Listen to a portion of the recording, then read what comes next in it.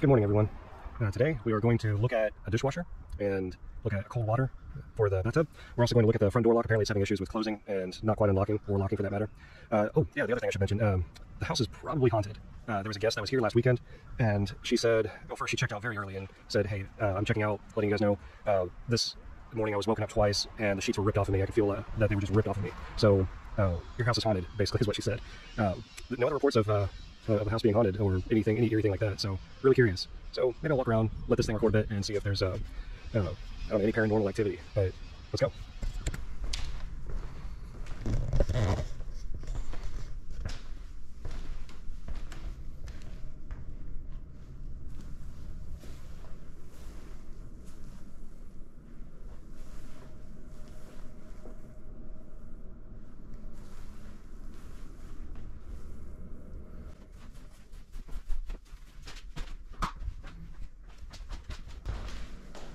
Oh, that probably doesn't need to be on.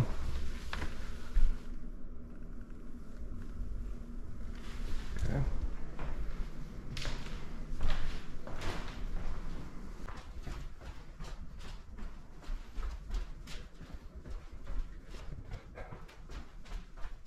Well, that's creepy. Big old grasshopper. Okay, nothing downstairs. Oh, forgot this area.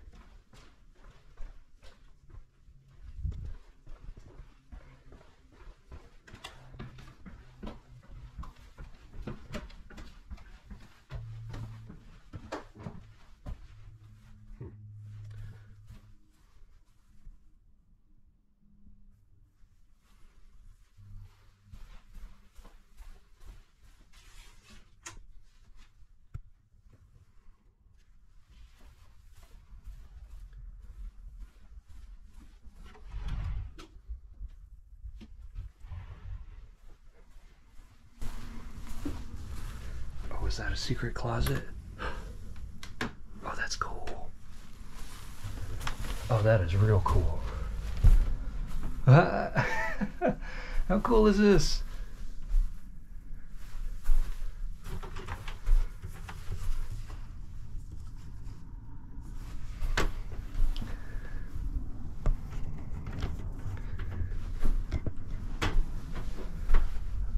Oh, interesting. Nice little secret lever. How do you activate that? I wonder.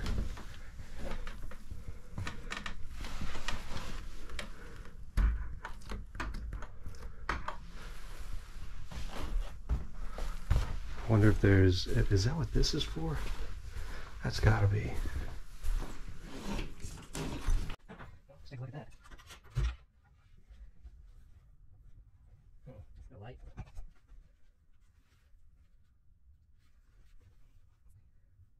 Okay, I see that cable going up and over. Yep, that's gotta be what it's for. That cable pulls on this, which there's no collar to keep it in place, so instead it's just going to act as a saw to keep on wiggling its way further down.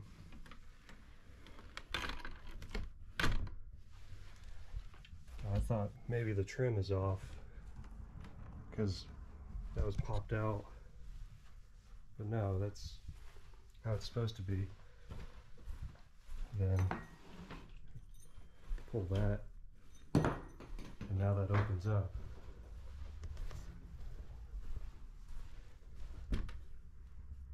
Fascinating. There are just so many cool things about this house that just I didn't even notice. You know, I thought it was maybe a bad trim job upstairs with that little hidden closet, but I just saw these little hinges here, and I realized this is a hidden closet. I saw a little hook here. Oh, it's a little Harry Potter closet.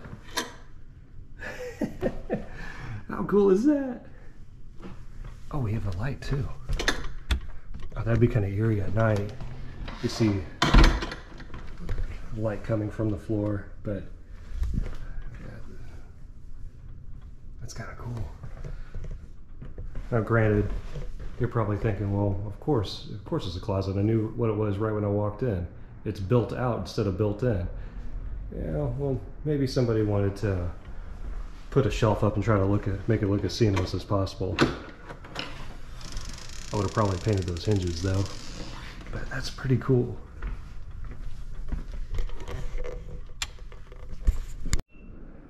Okay, welcome back. So the first task is the loose dishwasher.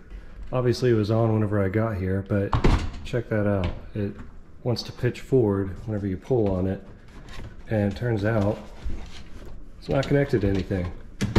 That could be hazardous, but it is tight enough that it won't just tip forward. But imagine having a fully loaded rack of dishes and pots, pans, etc., and then it'll give somebody a scare for sure, but that's not an ideal situation, no. So normally we would have something along the side here, some kind of trim for this to anchor to. You can see these bolts or these pilot holes here, but there's nothing here. And same thing on this side. It has this nice little, I call it a fairing, but it's a runner or a riser, and it's just hollow behind here. See, nothing's back there. So the next option is anchor it from the top. And normally these dishwashers have a kit or some pieces that come with it whenever you purchase them that hook on the top here. They attach to this little hole right here, and they attach to the top. And it's usually utilized for wooden countertops or some form of wooden board on top. In this case, people who installed these cabinets and countertop were kind enough to leave a mounting board here to not only provide some strength, but also for something else to mount to. So instead of running to the store, I'm just going to take off these two Torx bit hole screws, and I'm going to run a 1.5 inch pan head screw through there and secure it to this board. This way it shouldn't go anywhere whenever it's secured. Okay, so on quick jobs like these, I try not to break out my power tools and deal with the batteries and chucks and all that. Things can get messy, and it's just more weight that you have to lug around. So I try to use my hand tools as much as I can. One, it gives me better control, but two, it's just quicker to clean up and get to the next job, next site, etc. So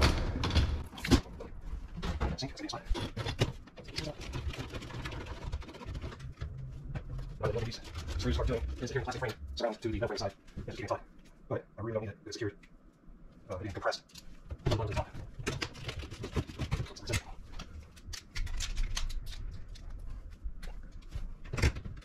And this is the treadle. Never got powers. Okay, I really hope that one eye is secure. It's kind of outside.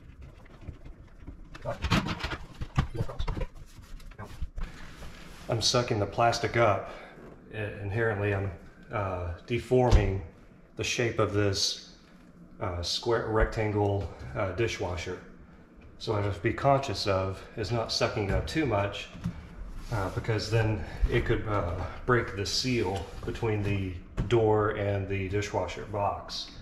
If I do that, then whenever we turn it on, water's going to go everywhere, and then the tenant's going to complain about that, and we'll potentially have to replace floors. These are wood laminate floor, or these are laminate floors, but they're not vinyl. So you get them wet long enough, they'll deform, and everybody has a bad time. So far, I'm using my finger as a feeler to see how far of a line, out of line that is, and it feels pretty tight. I didn't suck it up too much, but this is secure. I don't like taking these out because they're, again, part of the structural integrity of this. But if this is secure, then we shouldn't have any problem with the structural integrity of it, because it is compressed. It is tight in here. Additionally, because I used pan head screws, it is keeping the same contour of the top ridge. So no obstruction. We can give it a try. Let's see. Let me plug that back in. I think these are sensitive because it has a section where this connects to the back of the dishwasher.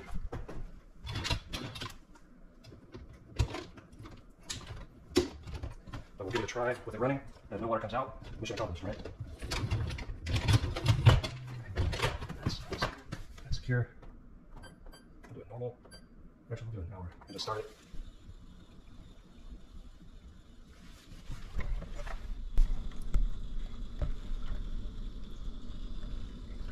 I may lower this side a little bit.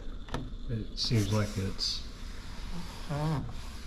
flush up until that point, so I may do it anyway. All right, in the meantime, I'll let this run, I'll come back, and we'll work on the next project. All right, task number 2 at hand. We have a problem with this guy. Tenant complained that this toilet paper dispenser popped off. Well, that's a common thing. It's anchored in with drywall screws. Typically not secured to the stud. Why is that? Because studs are typically 16 to 24 inches apart, depending on how the house is framed and where it is in the house. So they use these drywall anchors that either have a screw in it, and these expand whenever the screw is inserted into it all the way. It breaks apart and forms like a little Y. Or you have the other kind that are plastic, they look like torpedoes and they just break a little bit, not a whole lot, but you know, they're gonna fail over time if it's gonna have constant use like this. So there's a bigger fix that you could do, but it creates a bigger hole. And if you have some kind of flashing, fairing, anything to go over it, this might go over the 1.5 inch hole that this would put in. These kind of anchors really need a piece of engineering. You drill a 1/2 inch hole, and that is big enough to insert into the hole, and whenever you pull back on this guy, it pivots out, creates a T, and then this guy slides forward against the drywall, and you have an anchor that's pretty secure, and it's grabbing a bigger portion of the drywall than, say, this guy. But if you all do any kind of DIY, I'm sure you're already familiar with that.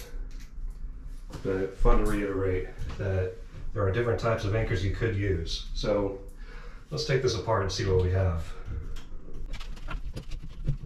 Again, I like to use cardboard like this. How you doing? Just screw it over. Yeah, that's loose in there. So let me do is bang it out. If I can't. I'll show you what it looks like it's expanded. See, this one, it expanded. And I'm sure it used to look like this to a degree. So it's not going to bite very much drywall. It's only going to rely on what it grabs right here with these threads. But if you over tighten it, or if you're wobbling it while you're trying to screw it in, it's not going to have any drywall to grab onto. So, not even worth putting that new one in. I'll take our toggle bolt, and that's what this is called, by the way, toggle anchor, because it toggles. That was a nice entry. Good luck for us.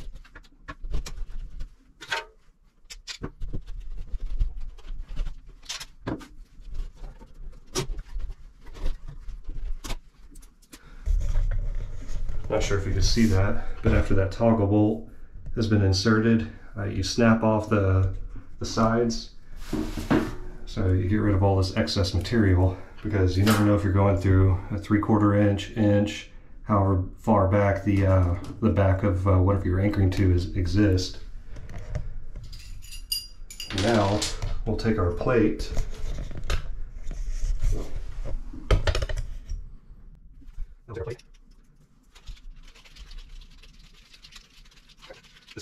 This screw is the right size for this, it's way too big. I guess I ripped it up. I just want to do some back out. So it's almost like a side.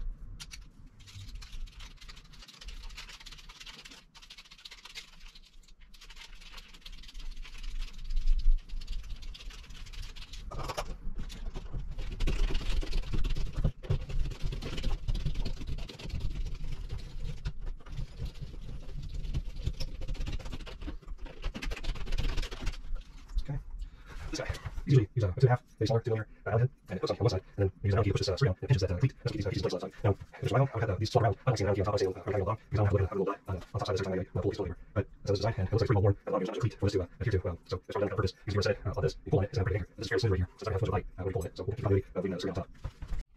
Our 2 millimeter, we're going to bring down that Allen head. You notice we get a size. You just have to stuff. There we go.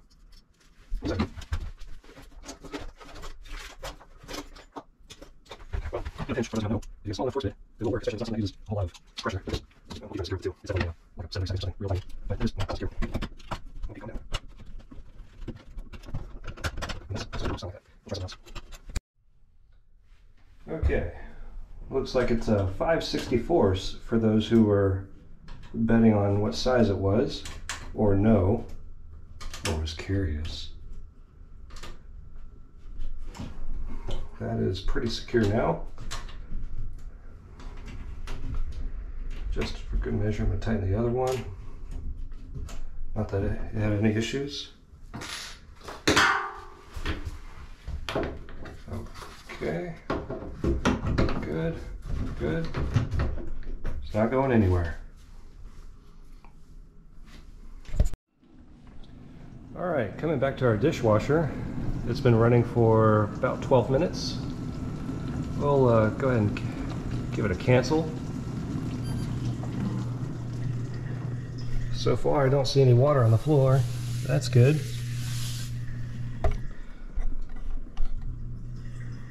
Gotta let the pump do its thing, drain out, drain out. If we stop it in the middle of this, it might have some issues, and it'll give the next person who uses it a bunch of water, residual water at the bottom. It could make it smell, it could do all kinds of funny things, but I like to usually let it run its cycle. Even though we canceled it, we still want it to do its thing, so we're not stranded next time we have to run a load of dishes.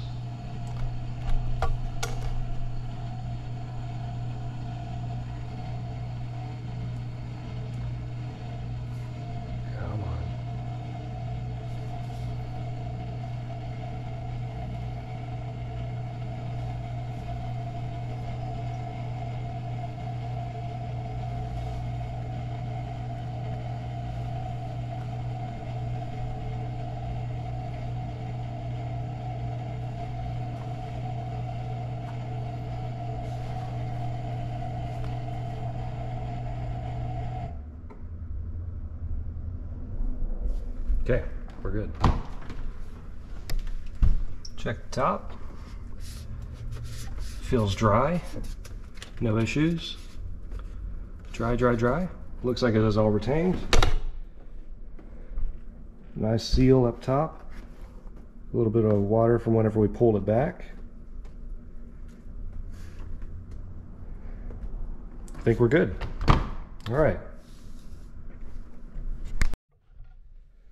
Alright, I know I told you that I don't like bringing power tools in unless I absolutely have to. Well, here is one of the complaints that the customer had. Whenever they close their doors, first, that's not really closing on the way. You have to kind of pull it a little bit for it to fully latch. Secondly, I hear this thing and it's just bothersome. This is not catching all the way. You can tell somebody's closed this with the lock on before. Whoops-a-daisies, whoever did that. But here is what happens whenever you try to lock it. It feels like it's not fully engaging. And I would imagine that the whenever you press the automatic lock on it,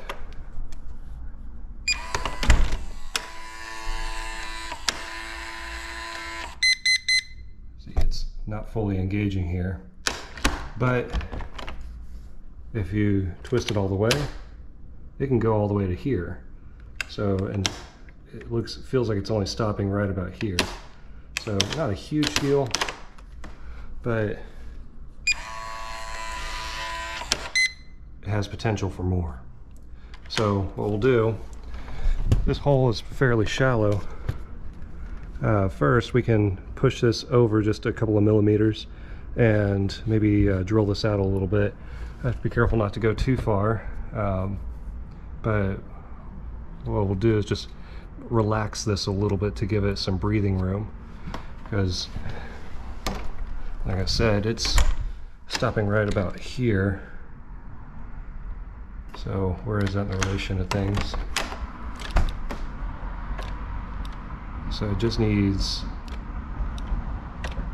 probably 1/4 of an inch more. I know I'm switching between millimeters and inches, but it's a very, very minor amount.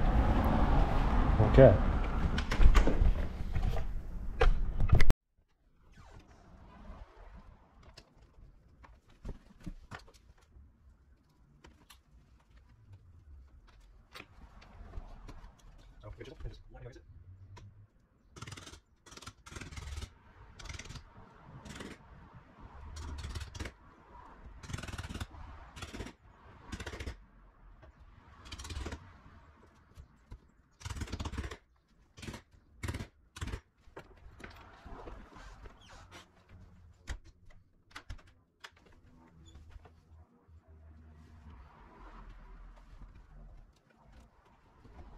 This is why for a specific role, I bring a little bit.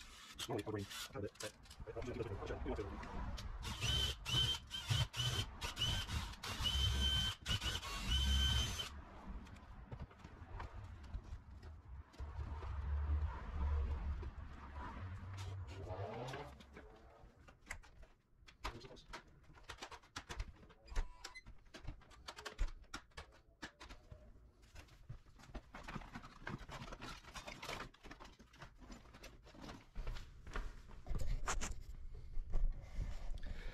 So on instances like this, I need to know if I'm touching the end or if I need to drill out a little bit more. I could measure it, but measurements get a little funny whenever I'm using my finger as a guide to stop it. So what you could do is get a little bit of paint. You could get a little bit of silicone. You can get a little bit of any kind of marking material. And you just put a little bit on the end of whatever you're trying to do. In this case, I'm going to use a little bit of, they call it pipe dope, but I just call it thread sealer. And put a little bit on there. I want to see if I'm touching the end, or if it's hitting anything. It looks like I'm striking some down here, so I'll shave a little bit more off the bottom, but otherwise I think it has pretty good depth.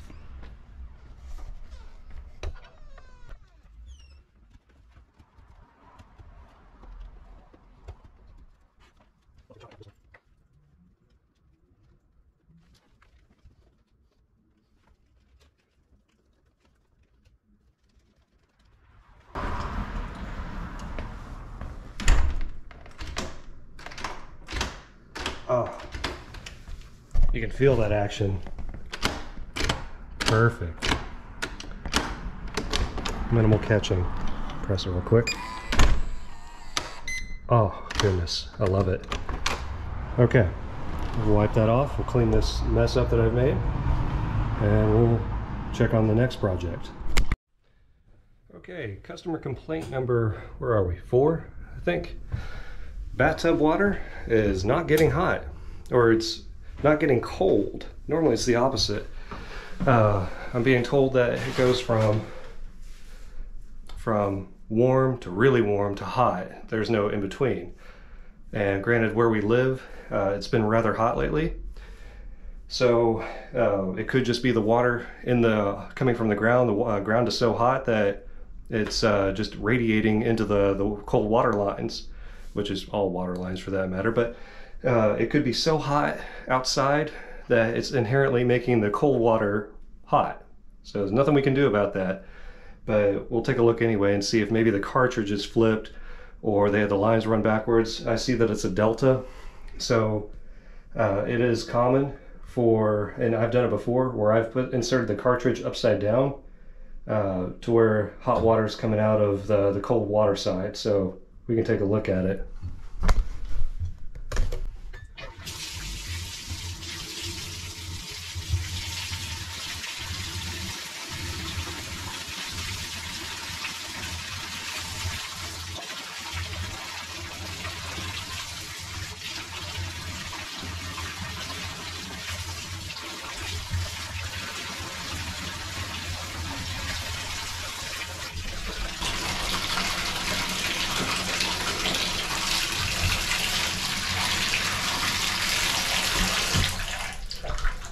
as we suspected, that's exactly it. The cartridge is inserted in upside down. So we'll take this handle off.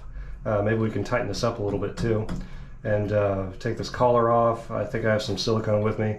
And we'll flip the cartridge and get it right. Okay, got our 2.5 mil. Back on that kick again. Don't drop that. Take that guy off. There we go. Maybe we'll change this angle a little bit.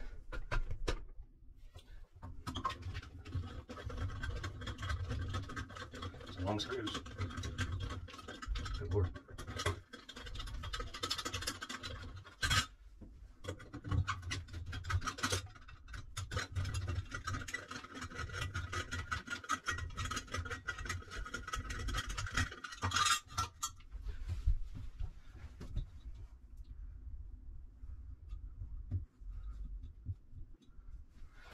Well, I was hoping that we would get lucky.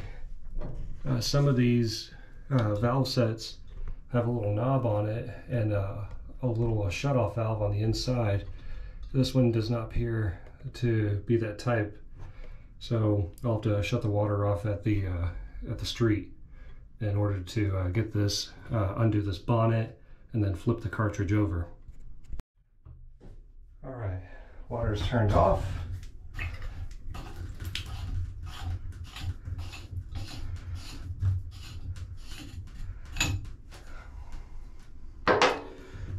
Cartridge is pulled, and we're going to flip it over 180 degrees.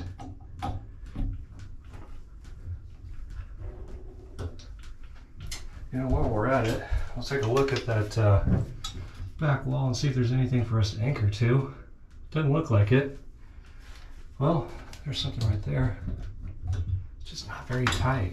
It is anchored. Probably do a little better.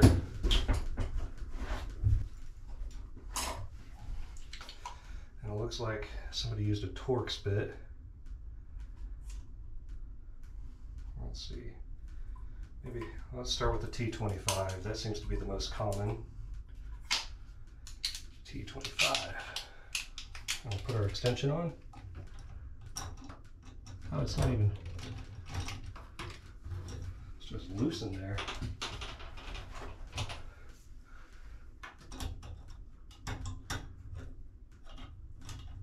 In case y'all are wondering what I'm doing, I used a magnet, grabbed it, unscrewed it, because I didn't want to just pull out. Pretty neat little trick.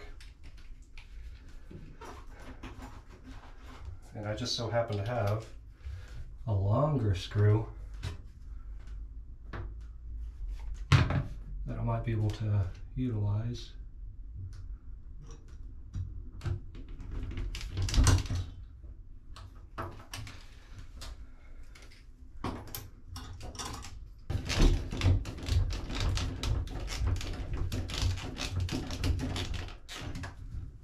So much better.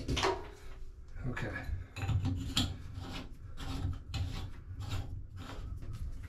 Put that back on. Let's close this down just in case.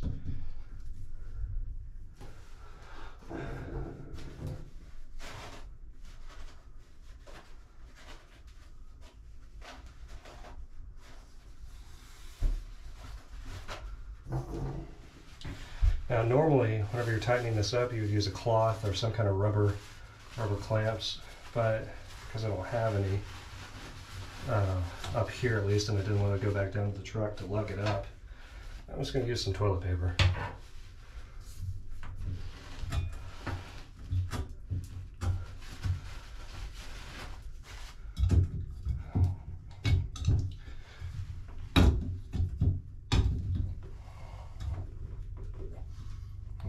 Better. Not great. Okay.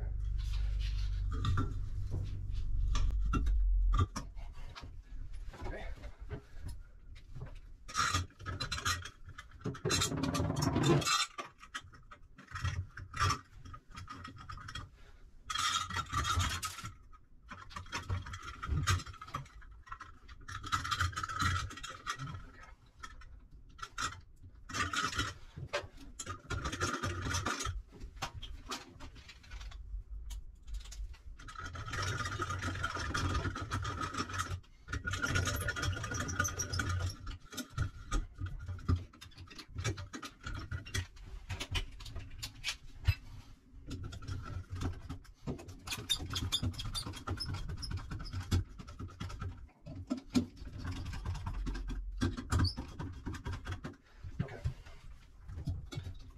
tight, but I like that.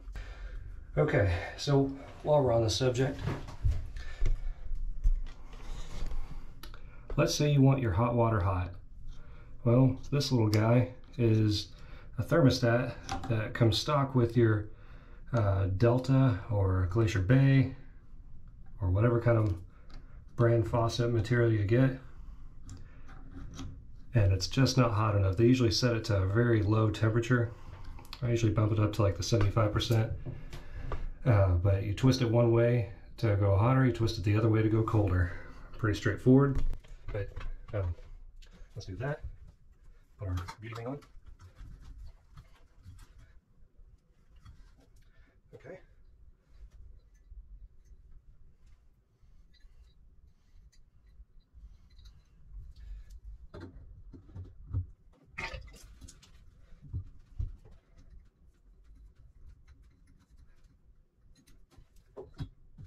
All right, turn the water back on at the house. Check it out.